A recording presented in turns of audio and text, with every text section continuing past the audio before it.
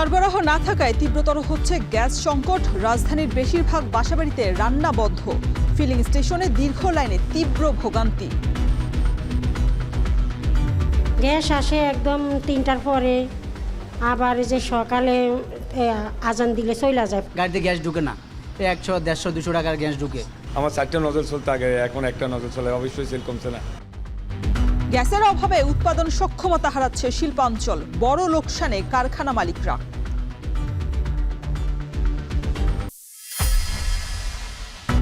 পাঁচ মাসে কাঙ্ক্ষিত পরিবর্তন হয়নি, থামেনি ঘুষ দুর্নীতি, বললেন মির্জা ফখরুল। একমাত্র আশা তারেক রহমান। জুলাই নিয়ে ব্যবসা বন্ধের আহ্বান তথ্যমন্ত্রী। আমরা জুলাইকে নিয়ে যেন তেমনি কোনো একটি লাভজনক প্রকল্পের কোনো উদ্যোক্তাকে দেখতে না পাই।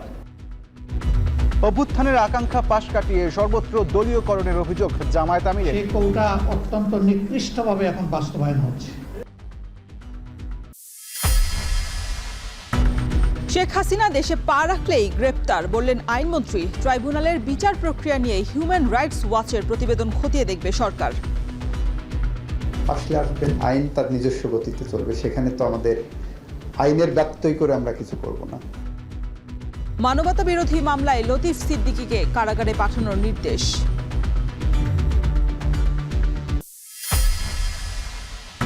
বিকেলে ঢাকা আসছেন মার্কিন প্রেসিডেন্ট ট্রাম্পের বিশেষ দূত সার্জিও গোর। সরকার প্রধান, পররাষ্ট্রমন্ত্রী সহ বিভিন্ন দলের সঙ্গে হবে বৈঠক। যাবেন রোহিঙ্গা ক্যাম্প পরিদর্শনেও। 3 প্রতিবন্ধী ব্যক্তিকে নিয়োগপত্র তুলে দিলেন প্রধানমন্ত্রী তারেক রহমান। কর্মসংস্থানে আত্মনির্ভরশীল করে সমাজের মূল ধারায় ফেরানোর লক্ষ্য।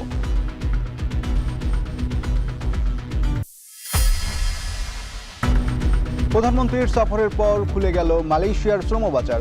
আগস্টের শেষে কর্মী পাঠানোর ঘোষণা। কুয়ালালামপুরে প্রেস ব্রিফিংয়ে উপদেষ্টা মাহাদি আমিন।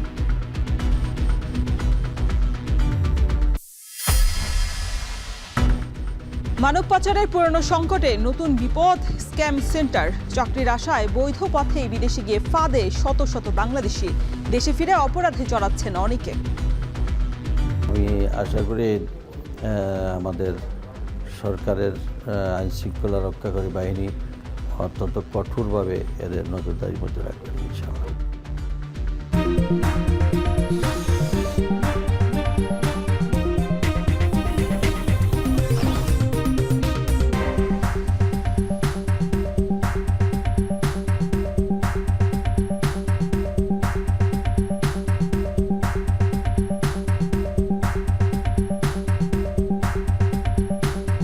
স্বাগত এখন দুপুরে। পুরো আয়োজনে আপনাদের সাথে আছি আমরা দুজন। আমি শরীফ রওশন এবং আমি ইশতিয়াক আহমেদ। সপ্তাহ পেরোলেও কাটছে না গ্যাস সংকট। রাজধানীর বেশিরভাগ বাসাবাড়িতে দিনের বেলায় রান্না বন্ধ। ফিলিং স্টেশনে দীর্ঘ লাইনে দাঁড়িয়ে অতিষ্ঠ সাধারণ মানুষ। সংকট মোকাবেলার পথ কি? কবে শেষ হবে নাগরিক দুর্ভোগ?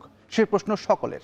এদিকে সকালে গ্যাসের দাবিতে তিতাস ভবনের সামনে বিক্ষোভ করেছেন গ্রাহকেরা। বিস্তারিত আরিফ হোসেনের প্রতিবেদনে। রাজধানীর বিভিন্ন এলাকায় গ্যাসের চাপ এতটাই কম যে দিনের বেশিরভাগ সময় চুলায় আগুন জ্বলছে না। তাও সকাল ও রাতে মৃদুচাপ থাকায় শুধু ভাত রান্না করতেই সময় লেগে যাচ্ছে 2 থেকে আড়াই ঘন্টা। আমি এই একবেলা রান্না করে 2 বেলা খাই, কিন্তু এই রান্নাটাই ওই শুধু ভাত রান্না করতেই 2.5 ঘন্টা টাইম লাগে।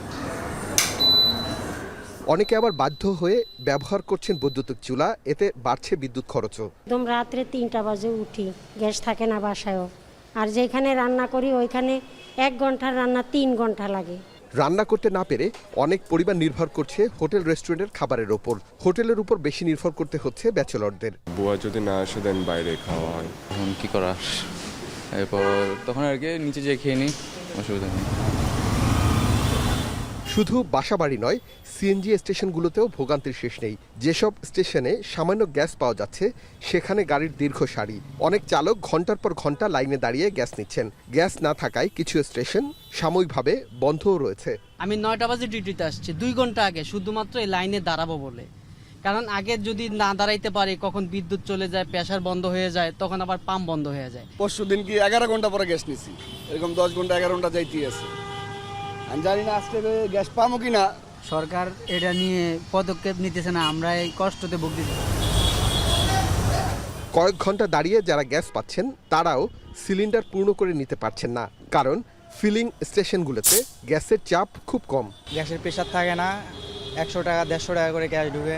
ফিলিং স্টেশন সংশ্লিষ্টরা বলছেন আগের থেকে অনেক কমেছে বেচা বিক্রি। শীতের সিজনে একটু অথবা প্রেশার একটু কম থাকে, কিন্তু এছাড়া এই ধরনের সিচুয়েশন সিরিয়াস হয়নি কখনো। এখন এই ধরনের সিচুয়েশন হইতেছে, আমরা তো আসলে জানি না কি কারণ হইতেছে। উৎপাদনের তুলনায় চাহিদা অনেক বেশি হয় আমদানি করা এলএনজির ওপর নির্ভরতা বেড়েছে। দেশীয় গ্যাস অনুসন্ধান, উৎপাদন বৃদ্ধি এবং বিকল্প জ্বালানি অবকাঠামো গড়ে তোলার উপর জোর দিচ্ছেন জ্বালানি বিশেষজ্ঞরা। আরিফ হোসেন, এখন, ঢাকা। এদিকে গ্যাস সংকটে সবচেয়ে বেশি সংকটে পড়েছে শিল্প খাত। বাধ্য হয়েই গ্যাসের বদলে ডিজেল দিয়ে চালু রেখেছে শিল্প কারখানাগুলো। এতে উৎপাদন ব্যয় বেড়ে যাওয়ার পাশাপাশি সময় মতো রপ্তানি আদেশ সরবরাহ নিয়েও তৈরি হয়েছে অনিশ্চয়তা। অনেকে আবার ঝুঁকি নিয়ে যানবাহনে যুক্ত করছে এলপিজি সিলিন্ডার। বিস্তারিত থাকছে প্রতিবেদনে। বেলা পড়ে এলেও দীর্ঘ অপেক্ষার ক্লান্তির ছাপ সিএনজি চালক আনোয়ার হোসেনের চোখে মুখে। কাঁধে ঋণের বোঝা, পরিবারের 6 সদস্যের ভরণ পোষণ আর মহাজনের জমা বকেয়া বাড়তে থাকা খাতাটায় খানিকটা কাটছাট করতেই অপেক্ষা তার। ময়মনসিংহের বেগুনবাড়ি এলাকা থেকে নগরীর দীঘার কান্দা বাইপাস এলাকায় গ্যাস নিতে ঘণ্টার পর ঘণ্টা অপেক্ষা শেষে ক্লান্ত হয়ে ঘুমিয়ে পড়েন তিনি। মুক্তাগাছা জামালপুর রোডে যেখানে 300 টাকার গ্যাস নিয়ে সিএনজি চালাতেন, সেখানে 50 থেকে 80 টাকার গ্যাসের জন্য অপেক্ষা তার। কখন গ্যাস পাবেন তাও যেন অনিশ্চিত। সকালবেলা বাইরে হয়ে দেওয়া যায়, সারাদিন গ্যাসের পিছনে জায়গা, সারাদিন যাওয়া যায় 100 টাকার গ্যাস পাই, 300-400 টাকা কামাই করি। মালিকরেও 200 দিন লাগে, এনতে আবার নিজে করো 200 নিয়ে চলা তখন কষ্টই। এদিকে সাভারে আবাসিক এলাকা থেকে শিল্প কারখানা ও সিএনজি স্টেশন সবখানেই গ্যাসের স্বল্পতায় চরম ভোগান্তি পোহাতে হচ্ছে। দিনের অধিকাংশ সময় চুলায় আগুন না থাকায় বাধ্য হয়ে কাঠ কিংবা বৈদ্যুতিক চুলায় রান্না করছেন অনেক পরিবার।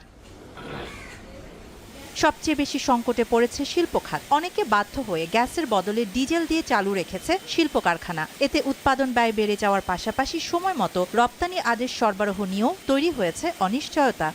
একটা বোতল আপনার 1600 টাকা লাগে। 1600 টাকাতে তো সবাই চালাইতে পারতেছে না, যে কারণে আপনার মিনিমাম 3000 গাড়ি বন্ধ। কবে চালু হইব কিংবা কি সমস্যা সেই বিষয়ে এরকম জানতে পারতেছি।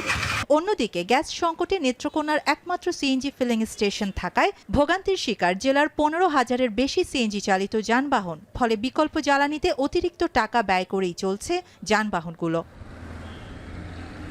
অনেকেই রান্নার এলপিজি সিলিন্ডার যানবাহনের সাথে সংযোগ করে ঝুঁকি নিয়ে চালাচ্ছে যানবাহন। দ্রুতই গ্যাস সংকটের সমাধান করবে কর্তৃপক্ষ, এমন প্রত্যাশা সবার।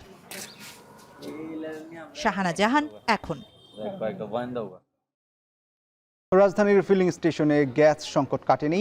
যানবাহনের দীর্ঘ সারিতে ভোগান্তি পোহাতে হচ্ছে চালক ও যাত্রীদের। এদিকে সাভারেও গ্যাস সংকটের কারণে ব্যাহত হচ্ছে শিল্প কারখানার উৎপাদন। বিস্তারিত জানাতে যুক্ত হচ্ছেন আরিফ হোসেন এবং সাভার থেকে হুমায়ুন কবির। প্রথমে যাচ্ছি আরিফের কাছে। আরিফ, ফিলিং স্টেশনগুলোতে যানবাহনের চাপ কেমন দেখছেন? গ্যাসের জন্য কতক্ষণ অপেক্ষা করতে হচ্ছে, কি বলছেন যাত্রী ও চালকেরা?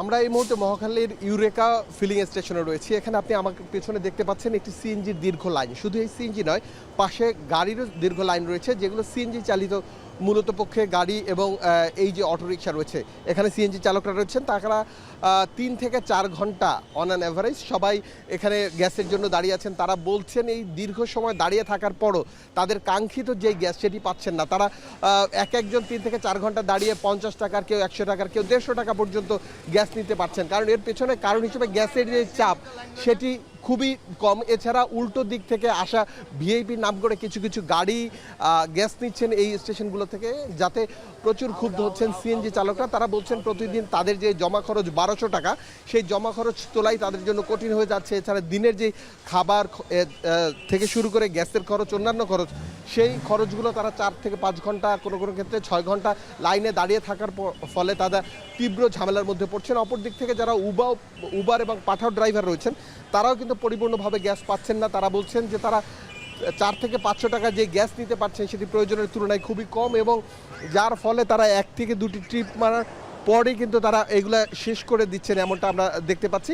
এছাড়া আমরা স্টেশনের যারা মালিক রয়েছেন, কর্তৃপক্ষ রয়েছেন, তাদের সাথে কথা বলেছিলাম। তারা আমাদেরকে বলেছেন যে গ্যাসের চাপ অনেক কম, তাদের যেই কয়টি গ্যাস সরবরাহের নজেল রয়েছে তার তুলনায় অল্প একটি করে তারা চালু করতে পারছেন। কারণ হলো যে গ্যাসের চাপ না থাকার ফলে তারা এটি দিতে পারছেন না। তবে সরকার তিতাসের পক্ষ থেকে বলা হচ্ছে যে চিটাগাংয়ের যে দুটি মহেশখালীতে এলএনজি টার্মিনাল রয়েছে তার একটিতে ত্রুটি থাকার কারণে এই গ্যাস সংকটটা দেখা দিয়েছে। তবে এটি এখন আরও কতদিন থাকবে সেটি কিন্তু সবারই প্রশ্ন। তবে এখন পর্যন্ত যেই বিষয়টি জানা যাচ্ছে, তবে আগামী এক সপ্তাহের মধ্যে এই সমস্যার সমাধান হয়ে যাবে। কারণ বিদেশ থেকে যারা এই এলএনজি টার্মিনালগুলোতে ভাসমান যে টার্মিনাল রয়েছে মহেশখালীতে, সেই টার্মিনালে যারা কাজ করছেন, যারা কর্মপরিধি ঠিক করছেন, তারা আর এক সপ্তাহ থেকে 10 দিনের মধ্যে সব ঠিক করে ফেলতে পারবেন বলে প্রাথমিকভাবে ধারণা করা হচ্ছে। অপর দিক থেকে ফিলিং স্টেশনে যারা মালিক রয়েছেন তারা একটি আন্দোলনের কয়েকদিন আগে ডাক দিয়েছিলেন, যেটির আজকে সকাল সন্ধ্যা ধর্মঘট তারা ডেকেছিলেন। অর্থাৎ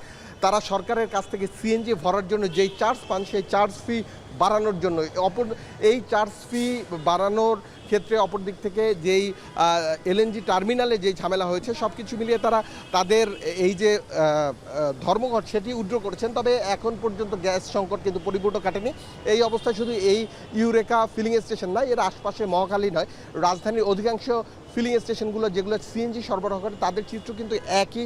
এছাড়া বাসাবাড়ির ক্ষেত্রে আমি যদি আপনাকে একটু বলতে যাই, বিভিন্ন ধরনের আমরা সকাল থেকে বাসাবাড়িতে দেখেছি, সেখানে সকালে শুধু গ্যাস ছিল, এছাড়া দিনের অধিকাংশ সময় কিন্তু গ্যাস থাকে না। এ পর্যায়ে জানবো সাভারের খবর, সেখানে আছেন হুমায়ুন। হুমায়ুন, এই গ্যাস সংকটে শিল্প কারখানাগুলোর কার্যক্রম কিভাবে চলছে? ইশতিয়াক, শুধু শিল্প কারখানা নয়, সাভারে আবাসিক, বাণিজ্যিক এবং শিল্প উভয় খাতেই কিন্তু চরমভাবে গ্যাস সংকট দেখা দিয়েছে। ফলে কিন্তু মোটামুটি এক ধরনের স্থবিরতা তৈরি হয়েছে। আমরা এখন রয়েছে এই মুহূর্তে সাভারের একটি বড় গার্মেন্টস রয়েছে, জেকে গার্মেন্টস এর পাশে রয়েছি। এখানে আমরা কিছুক্ষণ আগেই মাহবুব আলম, যিনি এডমিন ম্যানেজার, তার সাথে কথা হয়েছিল। তিনি বলছেন তাদের প্রায় 6,000-এর মতো শ্রমিক রয়েছে। শুধুমাত্র গ্যাস লাইনে চাপ না থাকার কারণে কিন্তু তিনি প্রতিদিন 1.5 থেকে 2 লাখ টাকার অতিরিক্ত ডিজেলের পিছনে ব্যয় করতে হচ্ছে। এছাড়াও আমরা উইন্টারডেস লিমিটেডের জেনারেল ম্যানেজারের সাথে কথা হয়েছিল, মিস্টার রফিক, তিনিও জানিয়েছেন যে তার গার্মেন্টসে 5,000-এর মতো শ্রমিক রয়েছে। শ্রমিকদের কর্মঘণ্টা ঠিক রাখা এবং নিয়মিত কর্মযোগ্য চালু রাখার জন্য তাকেও প্রতিদিন 1.5 থেকে 2 লাখ টাকার, মানে 40 থেকে 50 লাখ টাকা প্রতি মাসে আসলে তাদের ব্যয় করতে হচ্ছে অতিরিক্ত ডিজেলের পেছনে, শুধুমাত্র গ্যাসের চাপ না থাকার কারণে। এইভাবে চলতে থাকলে আসলে যে শিল্প খাতে একটি ধসের আশঙ্কা কিন্তু মালিক পক্ষ করছেন। তো তারা বলছেন কোন রকম কালক্ষেপণ ছাড়াই অনতিবিলম্বে যদি এই গ্যাস সরবরাহ এবং গ্যাসের চাপ সঠিক না করা যায়, তাহলে উৎপাদন খরচ বেড়ে যাবে। আর উৎপাদন খরচ বেড়ে গেলে কিন্তু বহির্বিশ্বে আন্তর্জাতিক যে বাজার রয়েছে সেটি আসলে কম্পিটিশনের মাধ্যমে ধরে রাখা অনেকটা কঠিন হবে। এছাড়াও আমি যদি আবাসিকের কথা বলি, এখানে কিন্তু প্রায় 2,000-এর মতো শিল্প কলকারখানা রয়েছে সাভার, আশুলিয়া এবং ধামরাইতে। এই অঞ্চলে যে গার্মেন্টস শ্রমিক যারা রয়েছেন তারা কিন্তু সকাল 7টায় রান্না বান্না শেষ করে 8টার মধ্যে অফিসে জয়েন করতে হয়, কিন্তু সেই সময়টাতেই কিন্তু তারা আসলে গ্যাসের দেখা পাচ্ছে না। ইভেন দুপুরে যখন তারা বাসায় যাচ্ছেন লাঞ্চ করার জন্য, তখনও কিন্তু তারা গ্যাসের দেখা পাচ্ছেন না। ফলে অনেকে না খেয়ে ডিউটি করতে হচ্ছে, আবার অনেকে আশেপাশের দোকান কিংবা হোটেল রেস্তোরাঁতে গিয়ে সেখান থেকে খাবার সংগ্রহ করছেন। কিন্তু এতে করে কিন্তু একটা মারাত্মক ধরনের বিড়ম্বনার মধ্যে পড়তে হচ্ছে তাদের। এবং পেট্রোল পাম্প গুলো যেখানে রয়েছে, সিএনজি পাম্প, সেখানেও কিন্তু একই অবস্থায় রয়েছে। সব মিলিয়ে সাভার, আশুলিয়া, ধামরাই শিল্পাঞ্চলে কিন্তু গ্যাসের সংকটের কারণে গার্মেন্টস শিল্পে যদি এটি সরবরাহ সঠিক করা না যায়, আন্তর্জাতিক বাজারে টিকে থাকা অনেকটা চ্যালেঞ্জিং হবে বলে বলছেন শিল্প কলকারখানা মালিকরা। এই ছিল আমার কাছে গ্যাস সরবরাহের সবশেষ পরিস্থিতি নিয়ে সাভার থেকে বিস্তারিত। গ্যাস সংকটের সার্বিক প্রভাব নিয়ে বিস্তারিত জানাচ্ছিলেন সাভার ও মহাখালী থেকে আরিফ ও হুমায়ুন। চলে যাচ্ছে পরের সংবাদে। 5 মাসের সরকার পরিচালনায় কাঙ্ক্ষিত পরিবর্তন হয়নি বলে মন্তব্য করেছেন স্থানীয় সরকারমন্ত্রী মির্জা ফখরুল ইসলাম আলমগীর। বলেন, থামেনি ঘুষ, দুর্নীতি। তবে প্রধানমন্ত্রী তারেক রহমান পরিবর্তনের একমাত্র আশা বলেও মন্তব্য করেন তিনি। বৃহস্পতিবার তথ্য ভবনে জুলাই শহীদ দিবস উপলক্ষে আলোচনা সভায় তিনি এসব কথা বলেন। একই অনুষ্ঠানে সভাপতির বক্তব্যে তথ্য ও সম্প্রচার মন্ত্রী জহিরুদ্দিন স্বপন বলেন, স্বাধীনতা যুদ্ধের পর মুক্তিযুদ্ধ নিয়ে অনেকে ব্যবসা করেছে, এখন জুলাই নিয়ে যেন কেউ ব্যবসা করতে না পারে তা বন্ধে সবাইকে এগিয়ে আসার আহ্বান জানান তথ্যমন্ত্রী।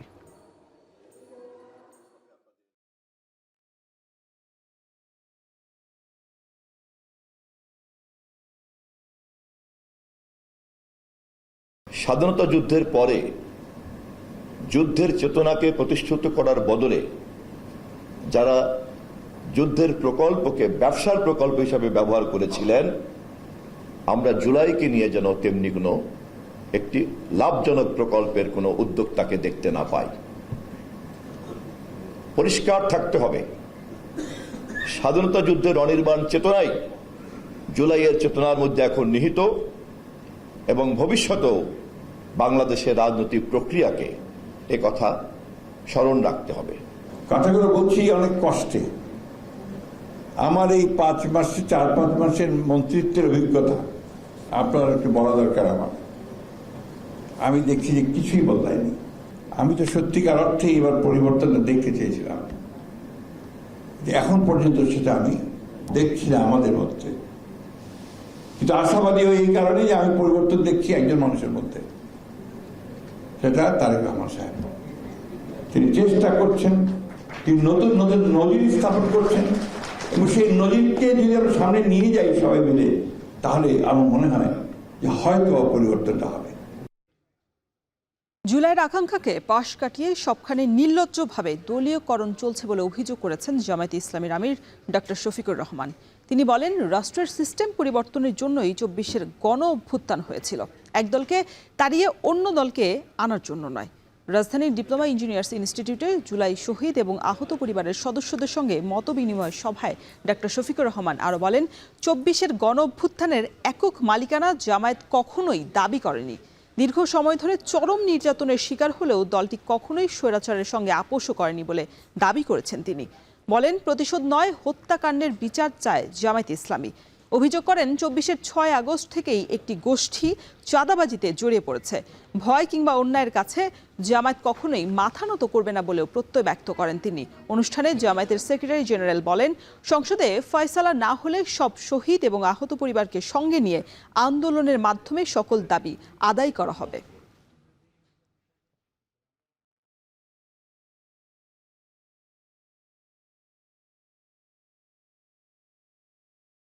সেই কৌটা অত্যন্ত নিকৃষ্টভাবে এখন বাস্তবায়ন হচ্ছে।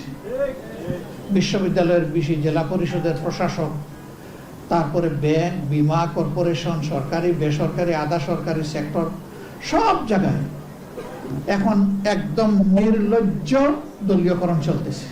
এখানে যোগ্য লোকদেরকে, দেশপ্রেমিক লোকদেরকে সরিয়ে দেওয়া হচ্ছে। বাছাই করে করে অসৎ দুর্নীতিপরায়ণ লোকদেরকে প্রধান জায়গায় প্রদান করা হচ্ছে। এক দলকে তাড়াইয়া আরেক দলকে আমরা বসাই, বরঞ্চ তারা সিস্টেমের পরিবর্তন চেয়েছে।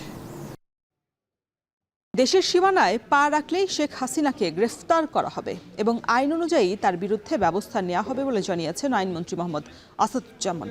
আইনগত সহায়তা প্রদান বিষয়ক সমঝোতা স্মারক অনুষ্ঠানে এসব কথা জানিয়েছেন তিনি। এ সময় সাংবাদিকদের প্রশ্নের জবাবে মন্ত্রী বলেন, আন্তর্জাতিক অপরাধ ট্রাইব্যুনালের বিচার প্রক্রিয়া নিয়ে হিউম্যান রাইট ওয়াচের প্রতিবেদন আমলে নিয়ে খতিয়ে দেখবে সরকার। মন্ত্রী আরও বলেন, সরকার জনগণের কল্যাণে পরিবর্তন করতে চায়। এ সময় বাগেরহাটের মিরাজ শেখকে গুমের অভিযোগের তদন্ত হবে এবং তার পরিবারকে আইনি সহায়তা দেয়া হবে বলেও জানিয়েছেন তিনি। রাষ্ট্রপতি নির্বাচন প্রসঙ্গে আইনমন্ত্রী বলেন, সাংবিধানিকভাবে সেপ্টেম্বরের অধিবেশনে নির্বাচন হবে, তবে সরকার মনে করলে আগস্টেই বিশেষ অধিবেশন হতে পারে। একজন ফাঁসির আসামি হলেও সে যদি বাংলাদেশের নাগরিক হয়, বাংলাদেশে আইনের প্রতি শ্রদ্ধা দেখিয়ে বাংলাদেশে এসে সারেন্ডার করতে চায়, সেখানে হয়তো তার সারেন্ডারের আগেই অ্যারেস্ট হবে, কিন্তু তার সেই তো অধিকার তো আছে। আসলে আসবেন, আইন তার নিজস্ব গতিতে চলবে, সেখানে তো আমাদের আইনের ব্যত্যয় করে আমরা কিছু করব না। আইন যেভাবে আমাদেরকে অথরিটি দিচ্ছে, আমরা সেই অথরিটি এক্সারসাইজ করব। মানবতা বিরোধী অপরাধের মামলায় গ্রেপ্তার সাবেক মন্ত্রী আব্দুল লতিফ সিদ্দিকীকে কারাগারে পাঠানোর নির্দেশ দিয়েছে ট্রাইব্যুনাল। এ নিয়ে আরও বিস্তারিত জানাতে আমাদের সাথে এই মুহূর্তে যুক্ত হয়েছেন সহকর্মী জাহিদ হাসান। জাহিদ, লতিফ সিদ্দিকীকে তো কারাগারে পাঠানোর নির্দেশ দিয়েছে, এর আগে কি বলছে ট্রাইব্যুনাল? কি তথ্য রয়েছে আপনার কাছে? শাপলা চত্বরে হেফাজতের সমাবেশকে ঘিরে যে হত্যাকাণ্ড ঘটেছে এবং মানবতা বিরোধী অপরাধের যে মামলা হয়েছে সেই মামলায় গতকাল ডিবি লতিফ সিদ্দিকীকে গ্রেফতার করে এবং আজকে তাকে দুপুরে ট্রাইব্যুনালে হাজির করা হয়। ট্রাইব্যুনালে তিনি হাজির হয়ে আদালতের সামনে তিনি কথা বলতে চান, তবে ট্রাইব্যুনাল তাকে কথা বলার অনুমতি দেয়নি। তারপরেও তিনি বলেন যে তিনি তার এই মামলায় তিনি তার ফাঁসি চান, এই কথাটি তিনি বলেন। এরপরে তার সাথে সেখানে পুলিশের কিছুটা বাকবিতণ্ডা হয়। এরপর তাকে হাতে হাত করা পরিয়ে নিয়ে যাওয়া হয় এই ট্রাইব্যুনালের যে গারদখানা রয়েছে সেই গারদখানায়, যেখানে আসামিদের রাখা হয়। সে সময় তিনি অনেক কথা বলার চেষ্টা করেছেন, তিনি চিৎকার করে কথা বলার চেষ্টা করেছেন এই ঘটনায়। পরবর্তীতে তার যে ছোট ভাই বঙ্গবীর কাদের সিদ্দিকী, তার সঙ্গে আমরা কথা বলি। তিনি বলছেন যে তিনি দাবি করেছেন যে হেফাজতের এই মামলায় তার বড় ভাই লতিফ সিদ্দিকী তিনি নির্দোষ এবং তাকে রাজনৈতিক উদ্দেশ্য প্রণোদিতভাবে অন্যায্যভাবে এই মামলায় ফাঁসানো হয়েছে এবং তিনি মনে করেন না যে তিনি এই হেফাজতের কোনো ঘটনার সাথে তার বড় ভাই জড়িত। এবং তিনি বলতে চেয়েছেন যে তিনি সেই সরকারের পাট মন্ত্রী থাকলে হেফাজতের এই ঘটনার সঙ্গে তার বড় ভাইয়ের কোনো সম্পৃক্ততা নেই। এবং এই পরে ট্রাইব্যুনাল তাকে এই লতিফ সিদ্দিকী কারাগারে পাঠানোর নির্দেশ দিয়েছেন এবং এই মামলার পরবর্তী দিন ধার্য রয়েছে 16ই আগস্ট। সেদিনে আবার এই আসামিকে হাজির করা হবে। লতিফ সিদ্দিকীকে কারাগারে পাঠানোর মধ্য দিয়ে শাপলা চত্বরে হেফাজতের যে মামলা হয়েছে গণহত্যা এবং মানবতা বিরোধী অপরাধের, সেই মামলার পরবর্তী যে তারিখ রয়েছে 16ই আগস্ট, সেই তারিখে 11 জন আসামি হাজির করা হবে। অর্থাৎ এই মামলায় লতিফ সিদ্দিকী সহ 11 জনকে গ্রেফতার দেখানো হলো। এর আগে আওয়ামী লীগের মন্ত্রী ডাক্তার দীপুমণি, আব্দুর রাজ্জাক, এদেরকে এই মামলায় গ্রেপ্তার দেখানো হয়েছে। এছাড়া সাংবাদিক 3 জন, মোজাম্মেল বাবু, ফারজানা রূপা, শাহরিয়ার কবির, তাদেরকে এই মামলায় গ্রেফতার দেখা হয়েছে। পুলিশের সাবেক ডিআইজি মুক্তিযোদ্ধা আব্দুল জলিল মণ্ডল, তাকে হেফাজতের মামলায় গ্রেফতার দেখানো হয়েছে। এ পর্যন্ত এই মামলায় 11 জন গ্রেফতার রয়েছেন, 30 জন আসামি পলাতক রয়েছেন। তার মধ্যে প্রধান আসামি সাবেক প্রধানমন্ত্রী শেখ হাসিনা রয়েছেন, আওয়ামী লীগের প্রেসিডিয়ামের সদস্য শেখ সেলিম রয়েছেন এই মামলায়, আফামা বাহাউদ্দিন নাসিম রয়েছেন, যিনি হাসান মাহমুদ রয়েছেন, মাহবুল আলম হানিফ এই মামলার আসামি হয়েছেন, এই জাহাঙ্গীর কবির নানক এই মামলার আসামি হয়েছেন। পুলিশের মধ্যে 4 জন সাবেক আইজিপি তারা আসামি হয়েছেন, বেনজির আহমেদ, শহীদুল হক, জাভেদ পাটোয়ারি, তারা এই মামলার আসামি হয়েছেন। এবং এই মামলায় খন্দকার মাহমুদুল হাসান যিনি আইজিপি ছিলেন তাকে আসামি করা হয়েছে। র্যাবের তৎকালীন যে ডিজি ছিলেন মোখলেসুর রহমান, তাকে আসামি করা হয়েছে। এই মামলায় পুলিশের সাবেক শীর্ষ পর্যায়ের কর্মকর্তা মনিরুল ইসলাম, হারুনুর রশিদ, বিপ্লব সরকার, এই রকম করে পুলিশের ডিআইজি পর্যায়ের প্রায় 10 জনকে আসামি করা হয়েছে। সবকিছু মিলে 41 জন আসামির যে মামলা, সেই মামলার মধ্যে লতিফ সিদ্দিকী নিয়ে 11 জন আসামি গ্রেপ্তার হলো এবং 11 জন আসামি কারাগারে রয়েছে, 30 জন আসামি পলাতক রয়েছে। মামলার পরবর্তী তারিখ হচ্ছে 16ই আগস্ট। তার বিরুদ্ধে পরিকল্পনার অভিযোগ আনা হয়েছে। তিনি শাপলা চত্বর হত্যাকাণ্ডের পরিকল্পনাকারী হিসাবে তাকে এই মামলায় গ্রেফতার দেখানো হলো। রওশন। মানবতা বিরোধী অপরাধের মামলায় সাবেক মন্ত্রী লতিফ সিদ্দিকীকে গ্রেপ্তারের নির্দেশ দেওয়ার পরে কারাগারে পাঠানোর নির্দেশ দিয়েছে ট্রাইব্যুনাল। সেই খবরই জানাচ্ছিলেন সহকর্মী জাহিদ হাসান। আরএফএল ওয়াটার পাম্পের রোটর এখন আরো উন্নত, ফলে অল্প সময়ে ওঠে অধিক পানি আর বিদ্যুৎ সাশ্রয় হয় 20% পর্যন্ত। আরএফএল ওয়াটার পাম্প, অন করলেই পানির তুফান। বাংলাদেশ যুক্তরাষ্ট্র দ্বিপক্ষীয় সম্পর্ক জোরদারের লক্ষ্যে প্রথমবারের মতো ঢাকা সফরে আসছেন মার্কিন প্রেসিডেন্টের মধ্য ও দক্ষিণ এশিয়া বিষয়ক বিশেষ দূত সার্জিও গোর। বিকেলে ঢাকায় পৌঁছেই পররাষ্ট্রমন্ত্রী খলিলুর রহমানের সাথে বৈঠক করবেন তিনি। শুক্রবার কক্সবাজারের রোহিঙ্গা ক্যাম্প পরিদর্শন করবেন সার্জিও গোর। সেখান থেকে ফিরে শনিবার প্রধানমন্ত্রী তারেক রহমানের সাথে বৈঠক করবেন তিনি। এছাড়াও সার্জিও গোর বাংলাদেশ সফরের সময় সরকারের শীর্ষ পর্যায়ের কর্মকর্তা, বিভিন্ন রাজনৈতিক দলের প্রতিনিধি ও সংশ্লিষ্ট অংশীজনদের সঙ্গে বৈঠক করবেন বলে জানা গেছে।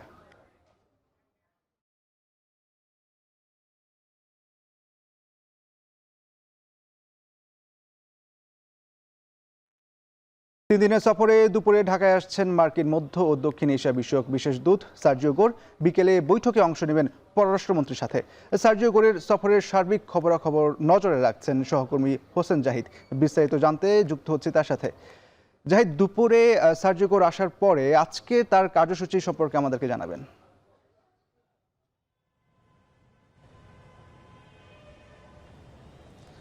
ইশতিয়াক, সার্জিও গোরের 3 দিনব্যাপী সফর হলেও তার কার্যসূচি সেটি কিন্তু খুব বেশি বিলম্বিত বা খুব দীর্ঘ নয়। তিনি আজকে শুধুমাত্র সন্ধ্যাবেলায় তিনি বৈঠক করবেন পররাষ্ট্রমন্ত্রী ডক্টর খলিলুর রহমানের সাথে এবং সেই বৈঠকটি হবে মূলত রাষ্ট্রীয় যে অতিথি ভবন রয়েছে পদ্মা, সেখানে।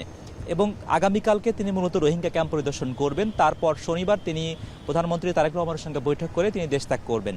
সার্জিও গোরের কিন্তু যৌগিক পরিচয় রয়েছে। একসঙ্গে তো আপনি যেমন বললেন যে তিনি একই সঙ্গে মার্কিন, দক্ষিণ এবং মধ্য এশিয়ার বিশেষ দূত, তার আরেকটি পরিচয় তিনি ভারতে নিযুক্ত আমেরিকান কিন্তু রাষ্ট্রদূত বটে। কাজেই তিনি যে বার্তাগুলো নিয়ে আসতে চাইছেন সেগুলো বার্তাগুলো ইতিমধ্যেই আঁচ করা গিয়েছে, অনুমান করা গিয়েছে। প্রথমত যেটি সাম্প্রতিক প্রধানমন্ত্রীর চীন সফর কেন্দ্রিক যে সকল বাণিজ্যিক ঘনিষ্ঠতা হয়েছে সেটি যেমন আমাদের বাংলাদেশের স্বার্থের জন্য খুব ভালো, একই সঙ্গে আমেরিকার দৃষ্টিকোণ থেকে দেখতে গেলে সার্জিও গোর এই বার্তা দিতে চাইবেন যেহেতু আমেরিকা এখনও পর্যন্ত বাংলাদেশের শ্রেষ্ঠ 10 বিনিয়োগকারী দেশের মধ্যে একটি। কাজেই সেই আমেরিকান বিনিয়োগগুলো কিংবা অন্তর্বর্তী সরকারের আমলে যে সকল চুক্তিগুলো হয়েছে, মার্কিন বাণিজ্য চুক্তিটি হয়েছে বাংলাদেশের সঙ্গে, সেটিও কিভাবে বাস্তবায়নযোগ্যতা রাখে এবং কিভাবে আসলে আমেরিকা তার জায়গা থেকে লাভবান হয়, একই সঙ্গে বাংলাদেশের যাচাই করবে সেটা বাংলাদেশ কীভাবে এখান থেকে লাভ তুলে আনতে পারে, সে বিষয়টি কিন্তু গুরুত্ব পাবে। এবং গতকালকেই মূলত এই বিষয়ে পররাষ্ট্রমন্ত্রী বলছিলেন যে তিনি বা বাংলাদেশ জিরো সাম গেমে তারা অন্তর্ভুক্ত হতে চান না। এই গেমটা হচ্ছে এমন এক গেম যে গেমে আসলে কেউ লাভ হওয়া মানে অপরপক্ষ ঠিক ততটাই ক্ষতিগ্রস্ত হওয়া। তো বাংলাদেশ যতটুকু লাভবান হবে সেটা আসলে অন্যকে ক্ষতিগ্রস্ত করে নয়। আবার বাংলাদেশ কারোর সঙ্গে কোনো চুক্তিতে গেলে, সেটি বাণিজ্য হোক কিংবা অন্যান্য চুক্তি হোক, করিডোর কেন্দ্রিক হোক, সেটি যে কোনো দেশের সঙ্গে সম্পর্ক ক্ষতি করে হবে তা কিন্তু নয়। সেই বার্তাটি ইতিমধ্যেই বাংলাদেশের পক্ষ থেকে দেওয়া হয়েছে। কাজেই সার্জিও গোর যে বার্তাগুলো নিয়ে আসবেন সেটি যে শুধুমাত্র সার্জিও গোরের দৃষ্টিকোণ থেকেই তার গুরুত্বপূর্ণ তা কিন্তু নয়। বাংলাদেশের দৃষ্টিকোণ থেকেও কিছু কিছু বার্তা আমেরিকান সরকারের কাছে পৌঁছে দেওয়ার একটা ভালো উপলক্ষ এটি। এবং যেহেতু সাম্প্রতিক একটু আগেও কিন্তু চীনের রাষ্ট্রদূত তিনি একটু আগেও পররাষ্ট্রমন্ত্রীর সঙ্গে সাক্ষাৎ করতে এই মন্ত্রণালয়ে এসেছিলেন। গতকালকেও দেখেছি ভারতের রাষ্ট্রদূত দীনেশ ত্রিবেদী তিনিও এসেছিলেন। কাজেই কূটনৈতিক পাড়ায় এমন বৈঠক স্বাভাবিক ঘটনা। তবে সার্জিও গোরের এই সফরকে কেন্দ্র করে একদিন আগে পরে এতগুলো বৈঠক এবং উল্লেখযোগ্য বৈঠক, সেগুলো আসলে বেশ আলোচনার কেন্দ্রবিন্দু হয়ে উঠেছে। নিশ্চয়ই সার্জিও গোরের সফর আনুষ্ঠানিকভাবে শুরু হওয়ার পরে বৈঠকে কী আলোচনা হচ্ছে তা নিয়ে আমরা আবারও জানতে পারবো। ইশতিয়াক, আপাতত পররাষ্ট্র মন্ত্রণালয় থেকে এই ছিল আমার কাছে সর্বশেষ। 3 দিনের সফরে দুপুরে ঢাকায় আসছেন মার্কিন, মধ্য ও দক্ষিণ এশিয়া বিষয়ক বিশেষ দূত সার্জিও গোর। তার কার্যসূচি নিয়ে বিস্তারিত জানাচ্ছিলেন হোসেন জাহিদ। প্রধানমন্ত্রী তারেক রহমান 3 জন প্রতিবন্ধী ব্যক্তিকে নিয়োগপত্র তুলে দিয়েছেন। সকালে সচিবালয়ে মন্ত্রিপরিষদ বিভাগের নিজ কার্যালয় থেকে তাদের হাতে নিয়োগপত্র তুলে দেন প্রধানমন্ত্রী। কর্মসংস্থানের মাধ্যমে প্রতিবন্ধী ব্যক্তিদের আত্মনির্ভরশীল করে তোলা এবং সমাজের মূল ধারায় সম্পৃক্ত করার লক্ষ্যেই তাদের নিয়োগ দেওয়া হয়। নিয়োগপ্রাপ্ত 3 জন হলেন গাইবান্ধার সাঘাটা উপজেলার আয়েশা আক্তার, সিরাজগঞ্জের কামারখন্দ উপজেলার নীলা খাতুন এবং নড়াইল সদর উপজেলার মোহাম্মদ হাসমত আলী। প্রধানমন্ত্রীর কাছ থেকে সরাসরি নিয়োগপত্র পেয়ে তারা উচ্ছ্বাস প্রকাশ করেন। তাদের জন্য দিনটি ছিল নতুন কর্মজীবনে পাশাপাশি নতুন স্বপ্নেরও সূচনা। আয়েশা আক্তার ও নীলা খাতুন দুজনই শারীরিক প্রতিবন্ধী। নীলা খাতুনকে রাজধানীর মিরপুরের জাতীয় প্রতিবন্ধী উন্নয়ন ফাউন্ডেশনে শিক্ষক পদে, আয়েশা আক্তার গাইবান্ধার বিয়াম ল্যাবরেটরি স্কুলে অ্যান্ড কলেজে ক্লাস সুপারভাইজার এবং দৃষ্টি প্রতিবন্ধী হাসমত আলীকে সমাজসেবা অধিদপ্তরে সমাজকর্মী পদে নিয়োগ দেওয়া হয়েছে। প্রধানমন্ত্রীর সফরের পর বাংলাদেশিদের জন্য খুলে গেল মালয়েশিয়া শ্রমবাজার। আগস্টের শেষ দিক থেকে সরকারিভাবে মালয়েশিয়ায় কর্মী পাঠানোর প্রক্রিয়া শুরু করবে বাংলাদেশ। কুয়ালালামপুরে প্রেস ব্রিফিংয়ে এসব কথাই জানিয়েছেন উপদেষ্টা মাহদি আমিন।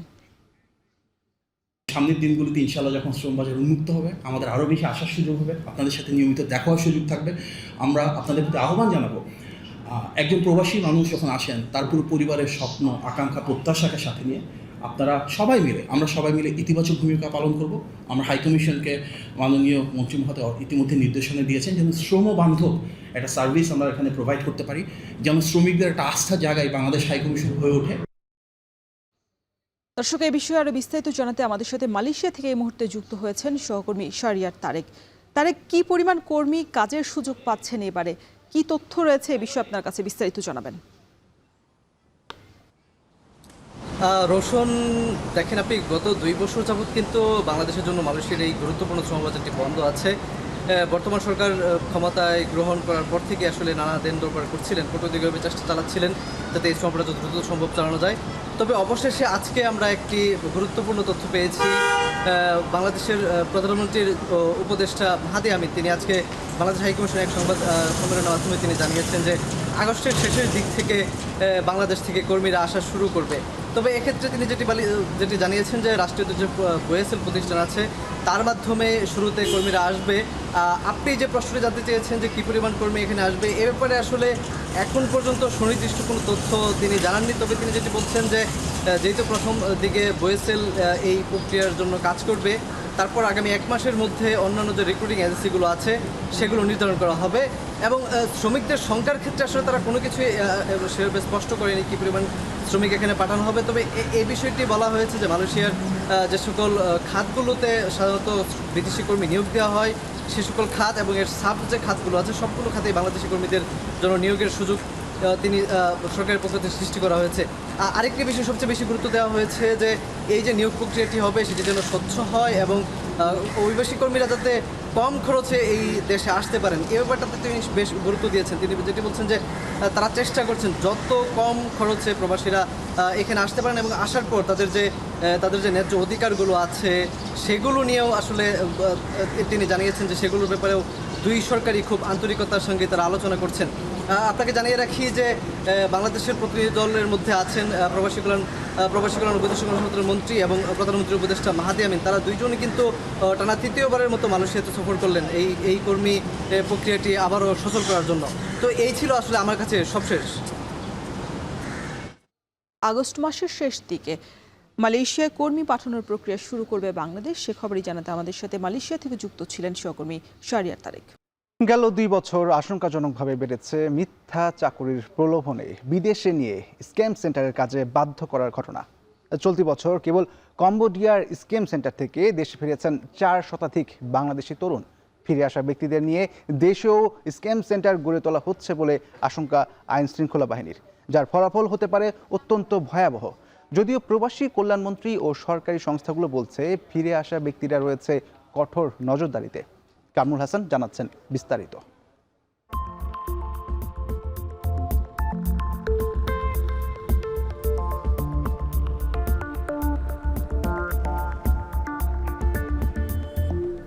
কম্বোডিয়ার স্ক্যাম সেন্টার থেকে চলতি বছর দেশে ফিরেছেন 4 শতাধিক বাংলাদেশি যুবক।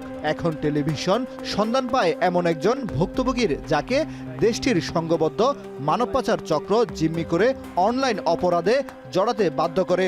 পরিচয় গোপন রাখার শর্তে দেখা করতে রাজি হন এই যুবক। সেখানে জানান তার ভয়ঙ্কর সব অভিজ্ঞতা।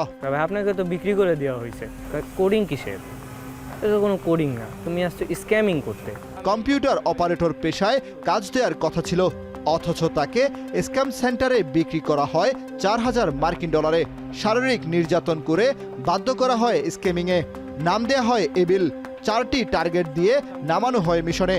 নাম্বার কালেক্টিং সেক্টর আছে, ডিপোজিট সেক্টর আছে, হিলার সেক্টর আছে, কিলার সেক্টর আছে।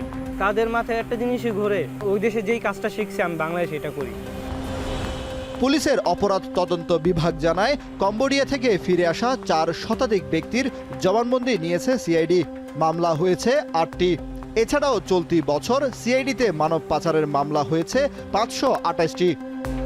তা আমি যখন দেখতেছি যে আমি আর বাঁচবো না, আমার অবস্থা অনেক খারাপ, আমি ওই পাপের রাজ্যে ঢুকে গিয়েছি, আমি জীবনের দিকে তাকিয়ে। এদিকে স্বরাষ্ট্র মন্ত্রণালয়ের প্রতিবেদন বলছে চলতি বছরের মার্চ পর্যন্ত তদন্তাধীন ও বিচারাধীন মামলার সংখ্যা 5095টি।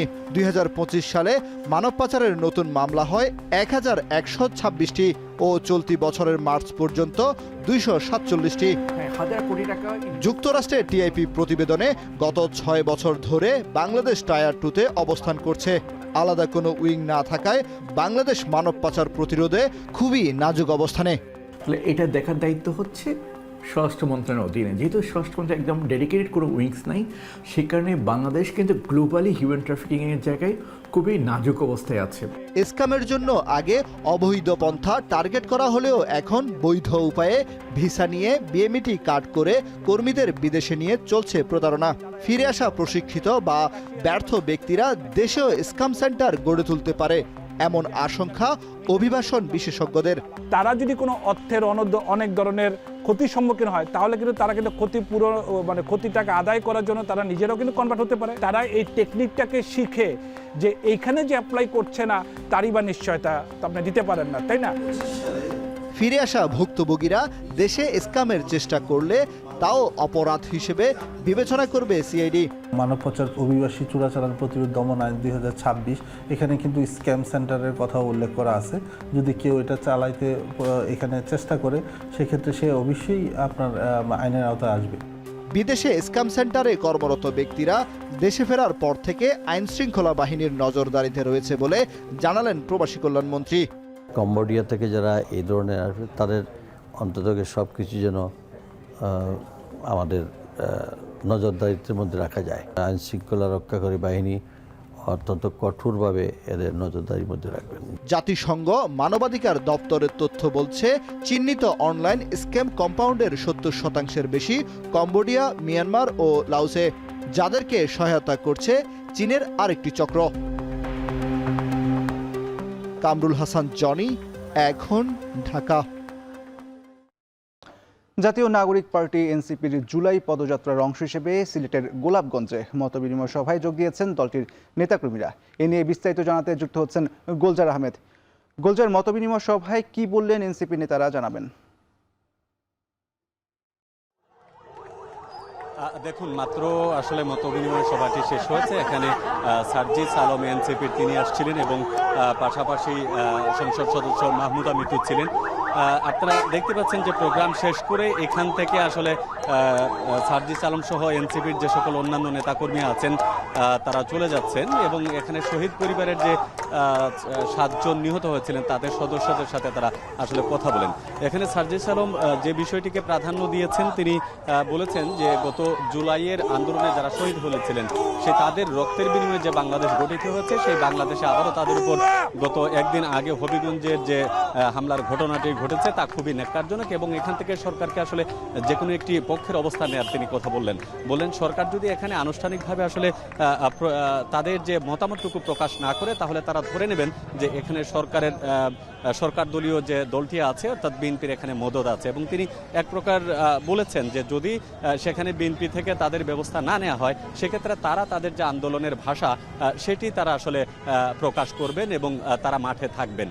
তো এই মুহূর্তে এখানকার যে আয়োজন সেটি সার্জিস আলম সহ অন্যান্য যে সকল নেতাকর্মী আছেন তারা ইতিমধ্যে এই গোলাপগঞ্জ পৌর পয়েন্ট তারা আসলে ত্যাগ করেছেন। এই মুহূর্তে তারা আরেকটি জায়গায় যাবেন বিকেলে কানাইঘাটের, সিলেটের আরেকটি উপজেলা হচ্ছে কানাইঘাট, সেখানে আরেকটি পথসভা রয়েছে। সেই পথসভায় এখানে পথসভা করার কথা থাকলেও সেটি শেষ পর্যন্ত হয়নি। তবে এখানে যাতে কোনো অপ্রীতিকর ঘটনা না ঘটে সেজন্য যথেষ্ট পরিমাণ আইন শৃঙ্খলা বাহিনী সহ অন্যান্য সদস্যরা আসলে উপস্থিত ছিলেন। সেই উপস্থিতি থাকার কারণে মোটামুটি শান্তিপূর্ণভাবে আজকের এই যে প্রোগ্রাম সেটি তারা শেষ করতে পেরেছেন। অন্যদিকে একই প্রোগ্রাম সিলেটের শাহজালাল বিজ্ঞান ও প্রযুক্তি বিশ্ববিদ্যালয়ের নাহিদ ইসলাম এবং পাটোয়ারি ছিলেন, সেখানে নাসিরউদ্দিন পাটোয়ারি, তারাও তাদের সেখানে প্রোগ্রাম শেষ করে 2টি প্রোগ্রাম একত্রিত শেষ হওয়ার পর বিকেলে কানাইঘাটে আজকে তারা পথসভা করবেন এবং সেটি শেষে আরেকটি প্রোগ্রাম আছে হয়তোবা রাতে, সেটি সিলেটের যে ওসমানীনগর উপজেলা সেখানে তারা প্রোগ্রাম শেষ করবেন। তো এই ছিল আমার কাছে সিলেট থেকে সর্বশেষ তথ্য আজকের যে এনসিপির যে আয়োজন আছে সেই এনসিপির আয়োজন নিয়ে। জাতীয় নাগরিক পার্টির মতবিনিময় সভা নিয়ে বিস্তারিত জানাচ্ছিলেন গোলজার আহমেদ। ভারতে আধার কার্ড প্রস্তুত ছিল চট্টগ্রামের শীর্ষ সন্ত্রাসী ডেভিড ইমনের নামে। তাকে রিসিভ করতে ভারতের সীমান্তে অপেক্ষা করছিল একটি গ্রুপ। খুব অল্প সময়ের মধ্যেই চট্টগ্রামের আন্ডারওয়ার্ল্ডের নিয়ন্ত্রণ নিয়েছে এই সন্ত্রাসী। সবসময় প্রচলিত নেটওয়ার্কের বাইরেই থাকতো বলে দাবি করেছে পুলিশ। তার বিরুদ্ধে জোড়া খুন সহ একাধিক হত্যা, চাঁদাবাজি, অস্ত্রসহ 13টি মামলা পেয়েছে পুলিশ। কাজী মাহফুজের প্রতিবেদন। কিছুদিন ধরে চট্টগ্রামের আন্ডারওয়ার্ল্ডে আতঙ্কের নাম ডেভিড ইমন। খুব অল্প সময়ে অপরাধ জগতের প্রথম সারিতে চলে আসে তার নাম। চট্টগ্রাম জুড়ে বড় সাজ্জাদ বাহিনীর নেটওয়ার্ক পরিচালনা থেকে শুরু করে হত্যা, চাঁদাবাজি সবকিছুতেই তার উপস্থিতি। সম্প্রতি চট্টগ্রামের এক ইন্টারনেট ব্যবসায়ীর কাছ থেকে এককালীন 2 কোটি টাকা চাঁদা ও প্রতি মাসে 10 লাখ টাকা দাবি করে নতুন করে আলোচনায় আসে সে। অবশেষে বুধবার ভোরে যশোর থেকে 4 সহযোগী সহ সন্ত্রাসী ইমনকে গ্রেফতার করে পুলিশ। যশোর কোতোয়ালি থানার ঝুমঝুমপুর নামক একটি জায়গা থেকে আমাদের ডিবি পুলিশের 4টি চৌকস দল এবং থানা পুলিশের সমন্বয়ে আমরা চেকপোস্ট করে তাকে গ্রেফতার করতে সক্ষম হই। তাদের সঙ্গে প্রাথমিকভাবে কথা বলে আমরা যেটা জানতে পেরেছি যে তারা এই পথ দিয়ে ইন্ডিয়াতে যাবার একটা চেষ্টা করেছিল। বৃহস্পতিবার সকালে সংবাদ সম্মেলনে চট্টগ্রামের পুলিশ সুপার জানান, ভারতে আধার কার্ড প্রস্তুত ছিল সন্ত্রাসী ডেভিড ইমনের। তাকে রিসিভ করতে ভারতের সীমান্তে অপেক্ষা করছিল একটি গ্রুপ। আটকের পর তাদের কাছ থেকে উদ্ধার করা হয় একটি বিদেশি পিস্তল, 2টি এলজি সহ দেশীয় অস্ত্র মামলায় 10 দিনের রিমান্ড চেয়ে আদালতে পাঠানো হয়েছে তাকে। নজরদারিতে রয়েছে সন্ত্রাসী রায়হান সহ গ্রুপের অন্য সদস্যরা। ডেভিড ইমন সহ আরো 3 জন, মানে সব মিলে 4 জনকে ওখানে গ্রেপ্তার করতে সক্ষম হই এবং আমাদের টিমটা পিছনেই ছিল। তো ওখানে গিয়ে আমরা পরবর্তীতে শনাক্ত করতে পারি যে ডেভিড ইমন সহ আরো যে 3 জন আছে সবাই আসলে তারা ক্লোজ অ্যাসোসিয়েটস এবং এরা কিন্তু একেবারে ওই যে শুটার বলা যায়। আধিপত্য জানাতে একের পর এক রক্তক্ষয়ী ঘটনা ঘটায় ইমন। 2025 সালের মার্চে বাকলিয়ার জোড়া খুনের মূল কারিগর ছিল সে। এর মাত্র 2 মাসের ব্যবধানে মে মাসে পতেঙ্গা সমুদ্র সৈকতে সন্ত্রাসী ঢাকাইয়া আকবর হত্যাকাণ্ডেও সরাসরি নেতৃত্ব দেয় ইমন। তার বিরুদ্ধে হত্যা, চাঁদাবাজি ও অস্ত্রসহ অন্তত 13টি মামলা পেয়েছে পুলিশ। ওই পাশে কে পার করবে এবং ভারতে কে রিসিভ করবে এটাকে তো সব ঠিক করা ছিল। ইভেন ওই পাশে আধার কার্ড একটা বলে ইন্ডিয়াতে আছে, ওই আধার কার্ডও তার কাছে আমরা পেয়েছি, যেটাতে সে ইউজ করার কথা। ওইখানে গিয়ে আমরা তাকে ধরেছি, এখন রিমান্ডে বিজ্ঞ কোর্টে উপস্থাপন করব, কোর্ট থেকে রিমান্ডে দিবে। রিমান্ডে যদি দেয় তাহলে সেক্ষেত্রে আমরা আরও বিশদভাবে এটা আমরা জানতে পারবো বা আমরা অনুসন্ধান করব। অবশেষে পুলিশের হাতে বন্দী হয়ে থামল এই দুর্ধর্ষ অস্ত্রবাজের অপরাধ যাত্রা। তবে সাজ্জাদ বাহিনীর বাকি সদস্যদের নির্মূল করাই এখন আইনশৃঙ্খলা বাহিনীর মূল চ্যালেঞ্জ। কাজী মাহফুজ, এখন, চট্টগ্রাম। লাখো মুসল্লির হজ যাত্রা স্বস্তিদায়ক করতে সরকার কাজ করছে বলে জানান বেসামরিক বিমান পরিবহন ও পর্যটন প্রতিমন্ত্রী। 2027 সালের হজকে আরও স্বচ্ছ, সাশ্রয়ী এবং যাত্রী বান্ধব করতে হজ ও উমরা ফেয়ারের উদ্বোধনী আয়োজনে একথা জানান প্রতিমন্ত্রী। আরও জানাচ্ছেন তানজিলা খান মিম। হজ ব্যবস্থাপনায় কিছু অসঙ্গতির অভিযোগ নতুন কিছু নয়। চলতি বছরেই ক্যাম্পে হজযাত্রীদের কাছ থেকে খাবার দাম বেশি রাখার অভিযোগ উঠলে পরবর্তীতে পর্যটন মন্ত্রণালয়ের উদ্যোগে সেই দাম সহনীয় পর্যায়ে নিয়ে আসা হয়। 2027 হজেও যাত্রী সেবার মান বাড়িয়ে খাবারের দাম নিয়ন্ত্রিত রেখে দুর্নীতিমুক্ত করার লক্ষ্যে সরকার কাজ করছে বলে জানান বেসামরিক বিমান পরিবহন ও পর্যটন প্রতিমন্ত্রী এম রাশিদুজ্জামান মিল্লাত। হাব আয়োজিত ওমরাহ ফেয়ারের উদ্বোধনী অনুষ্ঠানে এসব কথা বলেন তিনি। হজের যে যাত্রীদের খাবার সেবার মান এটিকে বাড়িয়ে দেওয়া হবে এবং দাম আপনার লাভ না করে যেভাবে মাননীয় প্রধানমন্ত্রী বলেছিলেন আমরা সেই দামটা ওইভাবেই রাখবো এবং খাবার মান উন্নত করার চেষ্টা করব। হজ যাত্রীরা যাতে স্বল্প মূল্যে, প্যাকেজের দাম যাতে কম হয়, সেই কম মূল্যে তারা যাতে যান। এছাড়াও লাগেজ ব্যবস্থাপনার ত্রুটি ধর্ম মন্ত্রণালয়ের আওতাভুক্ত না হলেও সৌদি সরকারের সঙ্গে সমন্বয় করে এ বিষয়ে কাজ করার কথা জানিয়েছেন ধর্ম মন্ত্রণালয়ের সচিব। তারপরেও ওখানে বিশাল কিছু ত্রুটি বিচ্ছিন্ন হয়ে গেছে। লাগেজ নেই, অনেকেই লাগেজ পান না। প্রথমে তো কয়েক হাজার লাগেজের খবর পাওয়া যায় না, কিন্তু এই লাগেজ ব্যবস্থাপনাটা আমাদের হাতে না। আমাদের লোকজন অটোমেশন অন্যদের ডেকে নিয়ে 52 ডিগ্রি সেলসিয়াস তাপমাত্রায় রাস্তায় দাঁড়ায় খোলা জায়গায় সেখানে আটকা গোডাউন, এসি নাই, এখানে আমাদের খুঁজতে হয়েছে। তারপরে হাজি সাহেবদের যখন জানাই যে আপনার লাগেজ এখানে আসে, উনি নিতে আসেন না। এবারের হজ ও ওমরা ফেয়ারে হজ যাত্রীদের জন্য আকর্ষণীয় ও সাশ্রয়ী মূল্যের বিভিন্ন প্যাকেজ নিয়ে অংশ নিয়েছে প্রায় 100টি স্টল। বিভিন্ন এজেন্সি বিশেষ ছাড়, কিস্তিতে পরিশোধের সুযোগ এবং অতিরিক্ত সেবা সহ নানা অফার দিচ্ছে। ডি ক্যাটাগরি, একটা সি ক্যাটাগরি, একটা এ ক্যাটাগরি। আপনারা যে ক্যাটাগরিতে যান পছন্দ মতো আপনারা প্যাকেজ নিয়ে এখানে হজ গমন করবেন। 1,35,000, 1.5 লাখ আর হচ্ছে 2.5 লাখ টাকার। ইন্টারন্যাশনাল রুটে আমরা 12% ডিসকাউন্ট অফার করছি অ্যান্ড ডোমেস্টিক রুটে 15%। সেবার মান উন্নয়ন, ব্যয় নিয়ন্ত্রণ এবং ব্যবস্থাপনায় আরও স্বচ্ছতা নিশ্চিতের প্রতিশ্রুতির যথাযথ বাস্তবায়ন চান হজ যাত্রীরা। তানজিলা খান মিম, এখন, ঢাকা। এই ছিল এখন দুপুরের আয়োজনে। এখন টেলিভিশন ওয়েবসাইটে দেখতে ভিজিট করুন www.এখন.tv। এছাড়া ফেসবুকে দেখতে ভিজিট করুন facebook.com/tv.এখন এবং ইউটিউবে দেখতে ভিজিট করুন youtube.com/c/echontv।